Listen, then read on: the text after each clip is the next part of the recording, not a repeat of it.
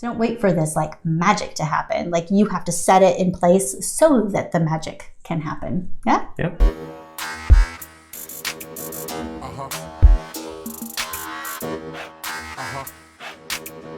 Hey, welcome to Smart AF. I'm your host, Torie Mathis. We have got a great show for you today, so let's get started. Hey guys, what's up? It's Torie Mathis. Welcome to the show. I'm here with the guy, Sean Mathis. What's up, Sean? Hey. So, we are pretty good at getting a ton of shit done. People always wonder, Sean Mathis, how do you get it all done? Yeah. You just kind of one foot in front of the other. There's more to it than that, you guys. That's not the whole video. Don't worry. You just got to do it. This is why Sean's not driving. Yeah. I'll tell you, the main thing for me is convenience. For sure, yeah. It's got to be easy. You create that routine, and then it's convenient to have that routine, and then it becomes cemented in. It just becomes part of what we do. Like going to the gym, we made it part of the routine.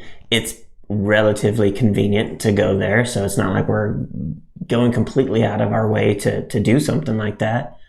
But then now we've done it so often that it's weird if we miss a day or Correct. We can't go. Like I find myself, we don't go Wednesdays, and I find myself wanting to go Wednesdays sometimes just because. Part of what we did was that we attached it to something that we have to do. Like the kids have to go to school. Yeah. They have to get up at the same time. They have to leave every day. So 5 days a week, we have like this exact schedule that we have no control over. Like we don't get to decide when the kids go to school. So we get up, we put our gym clothes on, like we never put something else on every single day. We put our gym clothes on. Why? Because once the kids are gone, like we drop Riley off to school, we go straight to the gym every single day except Wednesday. Yeah, if we're not wearing gym clothes, it's because we didn't go to the gym that day. We are wearing gym clothes, it's because we either have gone or didn't go or are planning on going. Right? Yeah. So by taking that thing that you want to do and attaching it to something that you have to do, like you have no choice to, I think that's a really good way of making sure that stuff gets done, whatever it is. Yeah. What other things are like that you could attach to something convenient? I don't know, if people want to read, read the exact same time, before when you get into bed, there's a book there, do it the first 20 minutes or whatever. I think too, there's maybe not what you're doing is the fun part, but once you're there, it's worth doing. And so kind of seeing the light at the tunnel per se. So it's sometimes hard for me to get motivated to drive an hour to the museum. But 99% of the time when I'm there, it's so worth being. It only takes that one person to come in there for sure and make it worth my 2-hour round trip commute to the museum. And so it may be hard to find the motivation to physically go and do it. But because I know the odds of it, the reaping the benefits of it once I do it, it makes it easy to just continue to do it. And where I don't have to go on a daily basis, but if we have nothing else going on, I kind of like just being able to be there and interact with people because of, the response that I get from it. And for sure. It makes it pretty neat. Well, and I was talking about the reading, a lot of people want to read more. Because you're commuting already, you just get audiobooks. And so rather than listening to crap radio or the same songs over and over again, how many books have you read in the last, I struggle with sitting and doing nothing. So it's difficult for me to just sit there and read long enough to get through anything that's worth, reading. But being in the car for 2 hours, I can knock some stuff out, which is So there's never an excuse for not, if you don't want to read, because I think even if it's just listening to it, it just opens up for so much stuff. whether like, especially if you're a business owner, I think it's super important. But even if it's like investing, like how many books have I read about like making money and doing things with your money and becoming a millionaire and all these types of things. Like, so anybody can read stuff about that, or stuff about health, or stuff about travel. Like, there's I read always biographies where the book would be that thick, and it's a big hardback book. I don't know how long it would take me to read something like that, but some of those audio ones that you got, like, it would have had there been were still like 60 hours worth of reading. But it's super neat. Like, I like it. But if you are already driving, or you're already working out, or you're already mowing the lawn, whatever it is, like, you can easily put a book in your head. I know when I used to listen to audiobooks, I listened to them at like 2 times or 1.5 times. That way, when I was working out or whatever I was doing, I was able to get a little bit more done. And once you start to, like, some topics, like, you can't do that. Like, there are a few things that are like not easy reading, and so I would have to listen to it on one. But some stuff that's a little bit easier, like, you just listen to it a little bit faster, you can get through it a little bit more. So even if you just have a little bit of time, you could get through books pretty quick by just adding it in with those other things. I think that's a good way of getting all kinds of stuff done. I think another thing is that we're not really ever afraid. I think a lot of people are afraid to do things, whether it takes them out of their comfort zone or whatever the case may be. It's really easy, apparently, for people to talk themselves out of stuff, and make it so that they don't do it. When I had to be in like high school or something, I learned that the chemicals in your brain are the exact same whether you're like anxious and scared to do something than if you're excited to do something. So I learned to, whatever that feeling was, I always went for excitement rather towards fear or anxiety. And no matter what it was, I was really good at like reframing, because you don't actually have to feel different. You just have to reframe it in your head. I remember when I joined the Army, everybody's like, "Are you scared? Are you nervous?" I'm like, "No, I'm excited. I am excited to do it." Like, no, I could have decided to be scared. It's the same feelings, but no, like, I always am really good at reframing whatever it is to, let's be excited. Like, what's going to happen? What's new? And I wasn't specifically excited about going to basic training, but I knew it was a step in a long set of stairs that I wanted to take. So, thinking of a bigger picture, it was not necessarily that I was excited about that specifically, because I was young. I was 17 when I went. I knew that I had to do that to get to the next level, and then the next level, and there's a progression of things that needed to happen that, I guess in a way I was excited that I was getting to knock that one out, even though like actually doing it wasn't exciting, but being able to accomplish it and move on to the next thing was exciting. That was my next thing. Didn't you join with somebody? Mm-hmm. See, if you want to get shit done, do it with somebody. Yeah, I talked a ton of people into my grade into joining the military. I went with one of my best friends who actually went through basic and all of our technical school. We did it all together. Another one of my friends, he wound up missing the cut, and so he went later. And then a couple others wound up going either to a different branch, or then they wound up going to the same branch, but again, did it after that we did it. And all that was, I did a lot of research, and I was like, well, shit, I'm getting school paid for and getting all this experience. Why don't you guys do it as well? And they're like, okay. But that's a good way to, if you want to do anything, like, find people that want to do the same thing that you want to do. I did 75 hard, and the reason I found out about it was a client of mine told me they were doing it, and he was already going to do it with somebody else, and so the three of us all went through it all. So it was easy to stay motivated because you didn't want to let the other people down. Well, the thing is why wouldn't you do it? Like, what would be the reason that you'd be like, no? Slight inconvenience. It wasn't winter. Winter I could totally see. So why wouldn't you do it? Because it's cold outside. Yeah, winter's coming. So 75 hard, 2 workouts a day, and one of them has to be outside, and they're both 45-minute workouts. So yeah, if it's really cold, I don't know if I would have said yes. Rain check that. I'll join you next summer. Join you in the spring when it's nice. Yeah. But getting somebody else to do it is a really good way to keep yourself motivated. There's a reason why it's called the buddy system. The buddy system works. So another thing that works for me is committing.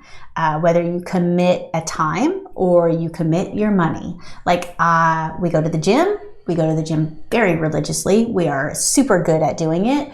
And one way I think that helped us to get into the groove of getting it is I did a personal training class. And I ended up really liking my personal trainer and started doing classes that he takes. So I do a personal training session once a week. And then the other times I go to the gym, I go to this class that people, like it's a small, very small group class. So I am committed to go there. People expect me to be there.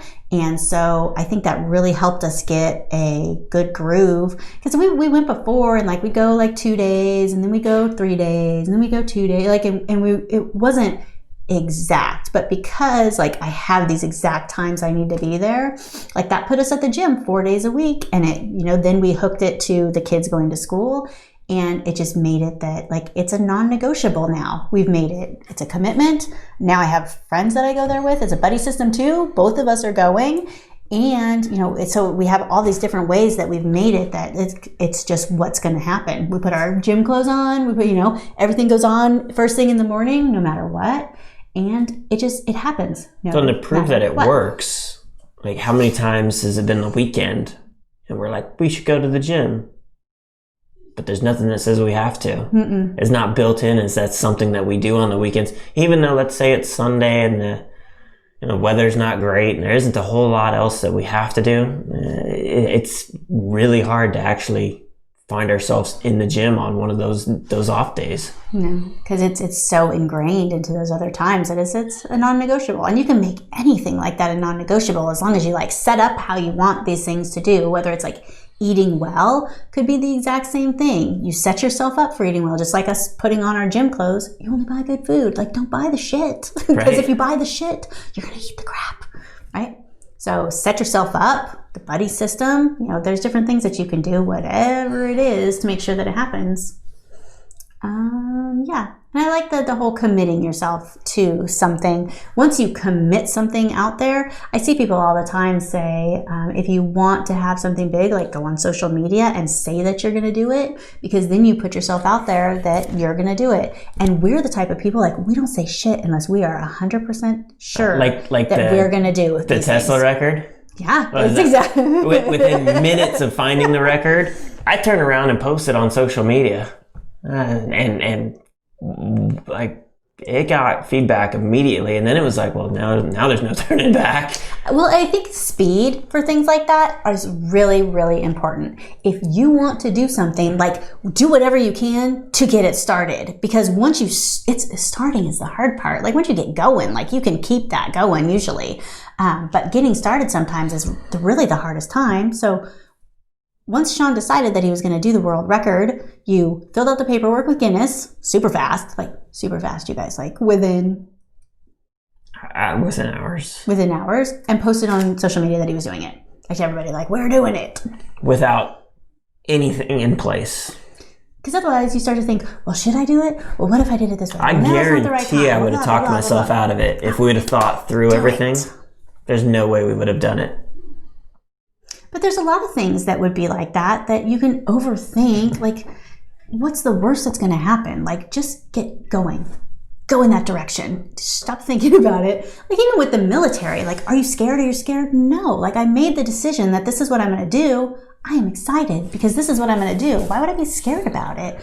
Why would I be nervous? Why would I want to change my mind? Like, I am doing this. Well, it's okay to fail again.